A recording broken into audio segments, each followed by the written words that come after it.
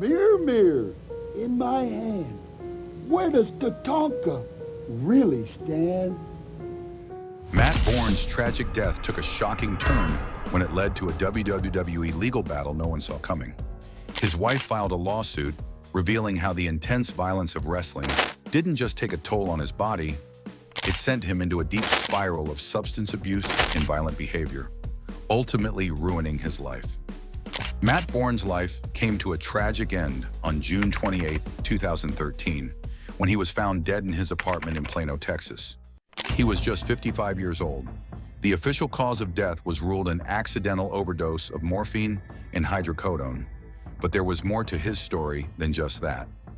Along with his struggles with substance abuse, he also suffered from heart disease, which was considered a contributing factor. But what happened after his death left everyone in shock.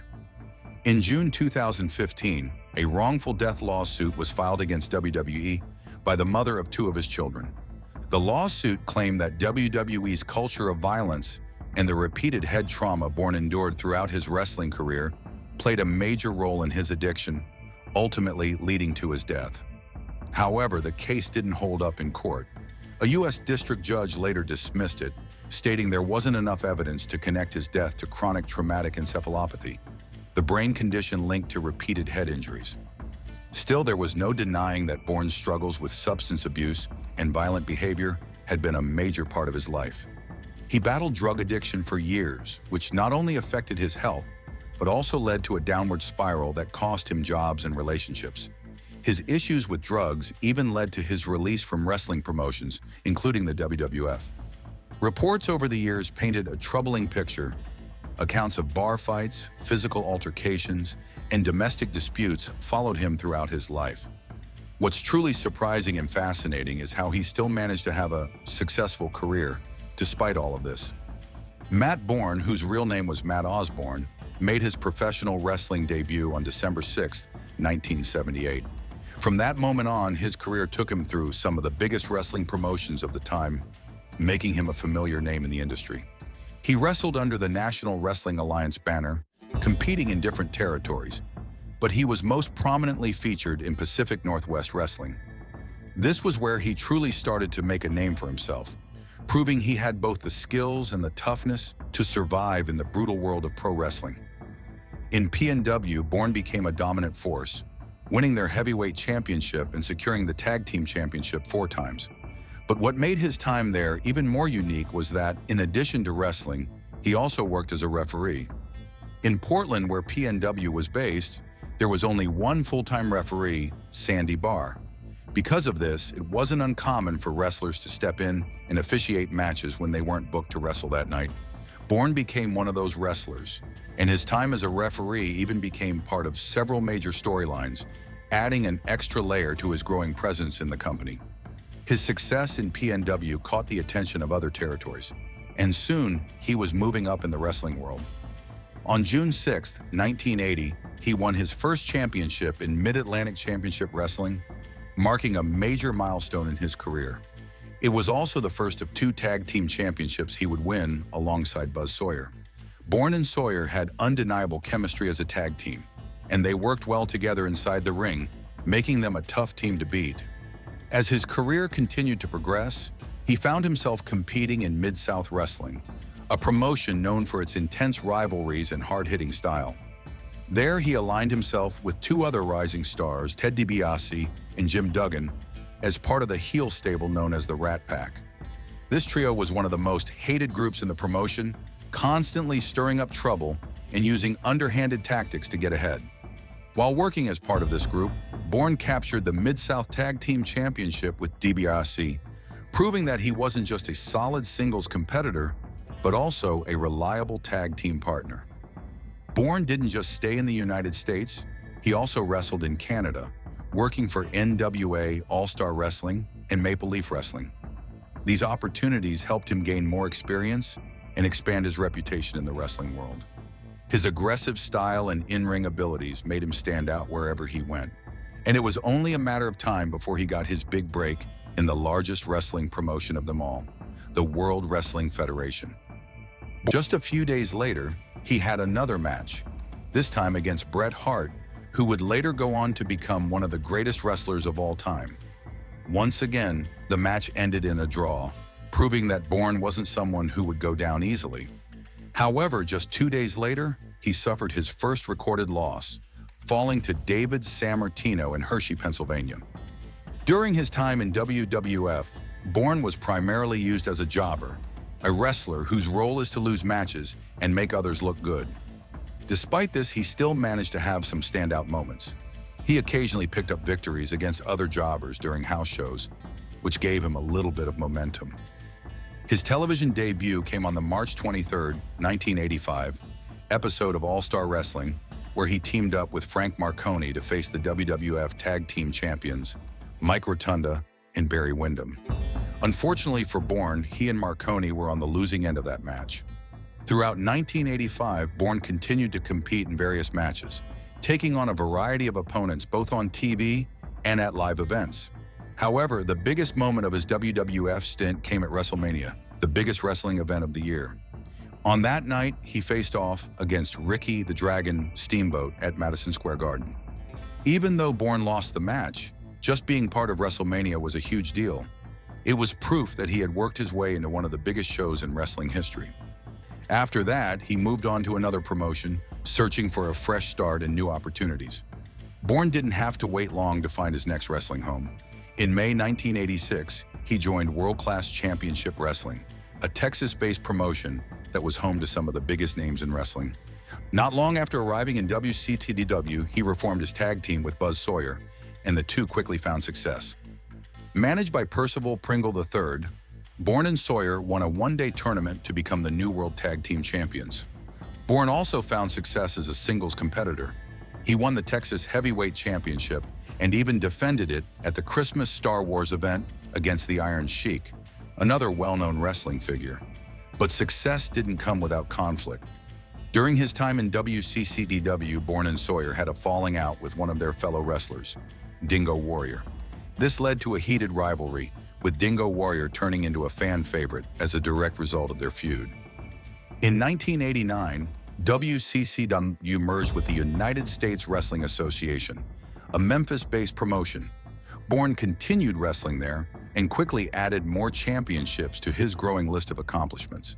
He teamed up with a young Jeff Jarrett to win the USWA Southern Tag Team Championship, defeating Cactus Jack and Scott Braddock in the process.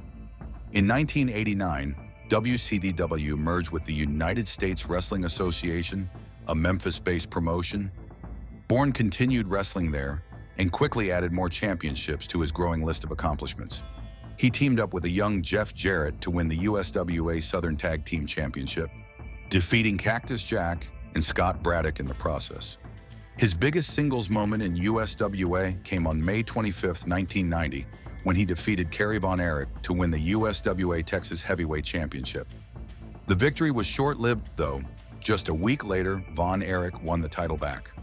Still, Borne had proven that he could hang with some of the biggest names in the business. By 1991, Borne's time in USWA had come to an end.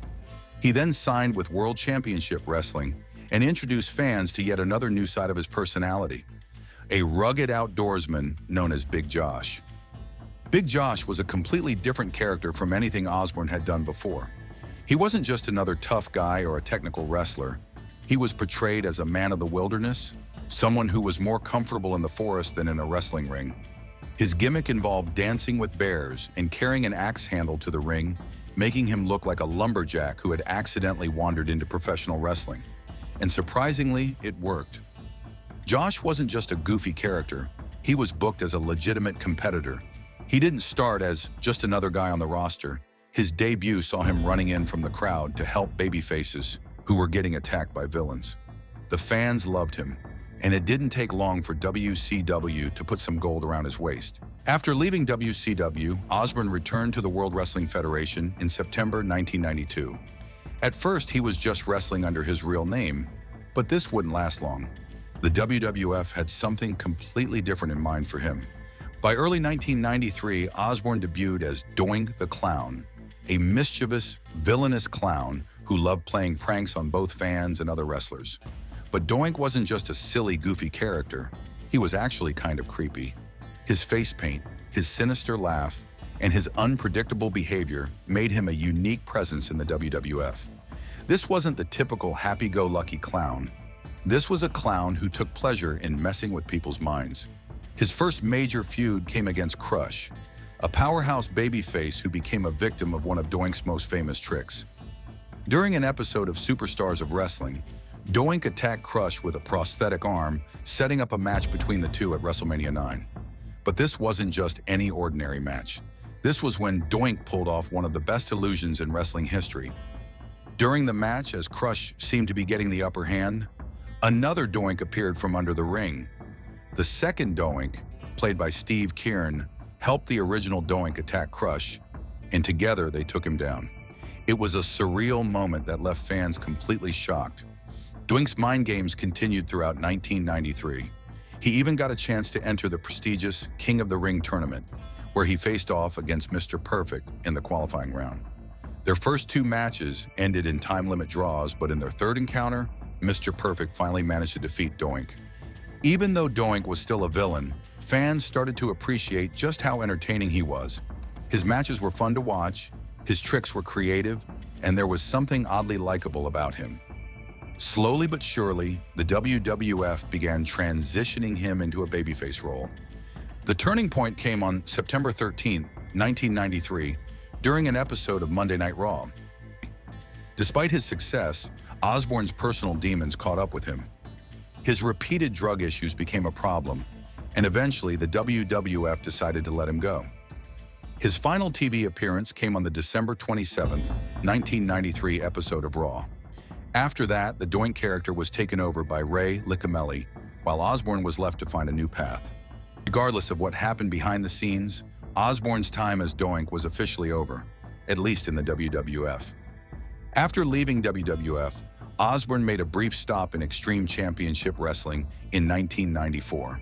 However, ECW fans, who prided themselves on being an alternative to WWF, absolutely hated the Doink gimmick.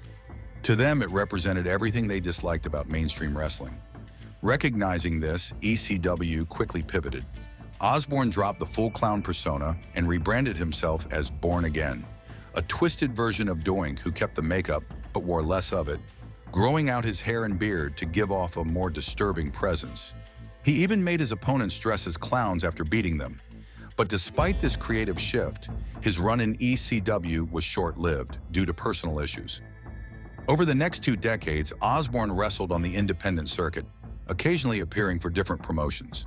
He even made a few surprise appearances as Doink, including a spot in the Raw 15th Anniversary Battle Royal in 2007. In 2010, Osborne tried to reinvent Doink yet again, this time taking inspiration from Heath Ledger's Joker in The Dark Knight. He called this version Reborn Again, making him a much darker and more sinister character. Unfortunately, this version never quite took off. Despite the ups and downs, Osborne continued wrestling on a semi-regular basis until the very end. His last matches took place just days before his death on June 28, 2013. That wraps up today's video. Don't forget to like and subscribe so you never miss an update. We'll see you next time. Take care.